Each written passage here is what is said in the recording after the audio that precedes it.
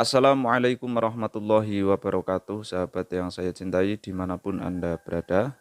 Sebelum saya menyampaikan beberapa hal tentang pengamatan terakhir saya mengenai persoalan nasab, berhubung hari ini masih bulan Syawal, alangkah baiknya saya ucapkan terlebih dahulu kepada sahabat semuanya, minal aidin wal faizin, mohon maaf lahir dan batin.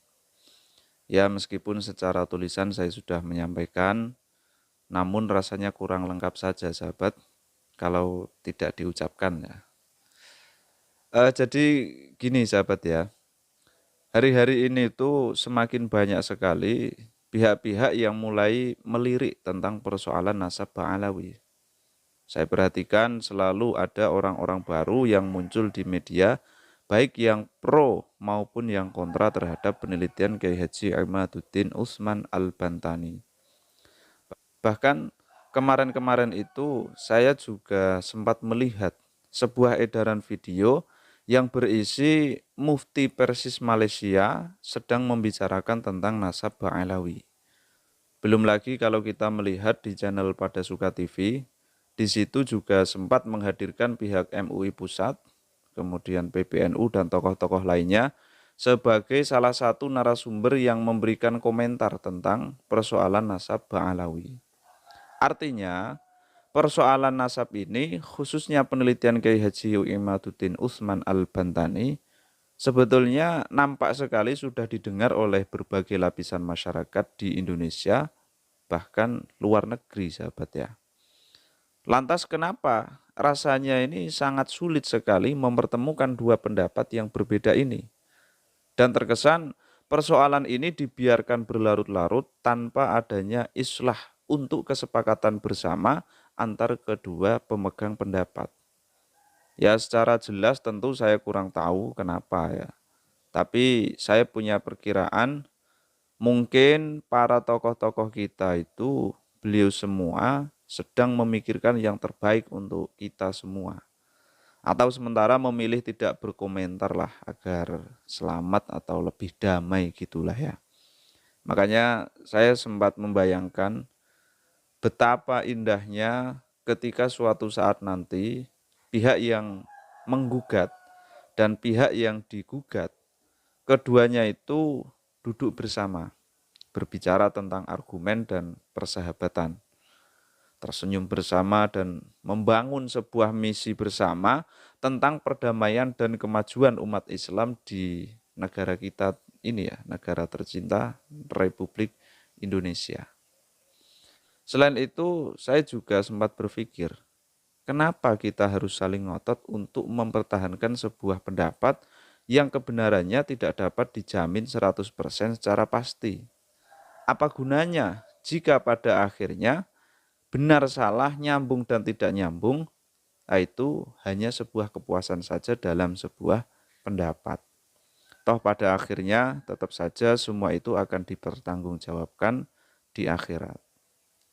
Tapi gini sahabat, coba sejenak saja kita itu berpikir, jika diglobalkan untuk mengkonfirmasi benar atau tidaknya nasab Ba'alawi, selama ini kan hanya berkutat pada dua pendapat, dua metode. Yang pertama, melalui kajian pustaka, baik kajian dalam ilmu nasab, catatan sejarah, atau yang lain. Lalu yang kedua adalah dengan cara tes DNA. Nah, jika dalam tinjauan pustaka itu masih ada keraguan dan ternyata bisa dikuatkan dengan tes DNA, kenapa tes DNA ini kok harus ditolak mentah-mentah? Kalau alasannya karena tidak ada sampel untuk DNA Nabi, ya saya jadi mikir, apakah berarti rambut yang diklaim sebagai rambut Nabi Muhammad SAW yang hari ini masih ada di Museum Turki, apakah itu palsu? Nah itu di Turki ada sahabat, sebuah museum yang katanya menyimpan rambut Nabi. Itu sudah banyak sekali lah media-media yang memberitakan, bahkan katanya rambut yang diklaim sebagai rambut Nabi itu sampai sekarang masih bisa tumbuh layaknya rambut manusia yang masih hidup. Kenapa kok tidak itu saja ya yang dijadikan sebagai sampel? Jadi biar sekalian jelas gitulah ya. Yang asli itu yang mana? Apakah rambut yang dimuseumkan itu atau yang mana kan gitu. Ya sebetulnya sesederhana itu sih persoalannya ya. Tapi ya entahlah. Wallahu alam kalau kenapa tidak selesai-selesai gitu ya.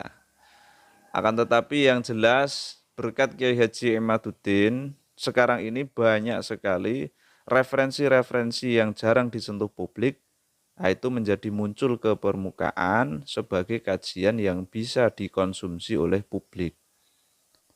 Makanya saya sepakat sekali dengan ungkapan ini. Ya, karena seperti kemarin sudah saya singgung, ini bukan hanya berdampak pada masalah tradisi keilmuan, tapi juga masalah sosial, bahkan masalah politik, dan juga persoalan-persoalan yang berkaitan dengan kultural, bahkan mungkin Nahdlatul Ulama juga akan terpengaruh. Karena ya itu tadi sahabat ya, berapa banyak hal-hal yang dulu jarang tersentuh publik, sekarang menjadi konsumsi publik. Bahkan saya ini agak tercengang sahabat, ketika mengetahui sebuah fakta tertulis bahwa ternyata makam Said Ahmad bin Isa di abad ke-9 itu belum diketahui tempatnya secara pasti. Jadi di abad 9 itu belum ada sahabat. Makam Said Ahmad bin Isa itu yang mana? Nah, ini kan aneh gitu ya. Ini bukan sebuah karangan sahabat, tetapi ini memang berdasarkan apa yang disampaikan oleh pengarang kitab Fathullahir Rahimir Rahman. Di sini jelas sekali disebutkan bahwa di era pengarang kitab ini, makam Said Ahmad itu belum ditemukan sama sekali. Persisnya di mana itu belum ada. Sehingga akan menjadi sesuatu yang wajar ketika hal semacam ini menjadikan orang itu ya penasaran gitulah ya. Kok bisa? Setelah ratusan tahun Said Ahmad bin Isa meninggal dunia, makam beliau baru diketemukan dan dibangun. Ya wallahu a'lam, akurasinya itu bagaimana. Namun, walau bagaimanapun juga, akal sehat akan sangat sulit sekali untuk menerimanya. Dan itu meski diakui. Makanya saya lebih senang menjadi penikmat saja dari kedua pemegang pendapat ini dan sebisa mungkin menghindari hal-hal yang bersifat framing. Kemudian sebisa mungkin juga ya lebih kepada mengambil hikmah dari persoalan yang ada ini sahabat. Karena saya menyadari betul saya bukanlah bagian dari orang yang memiliki urusan dengan pernasaban.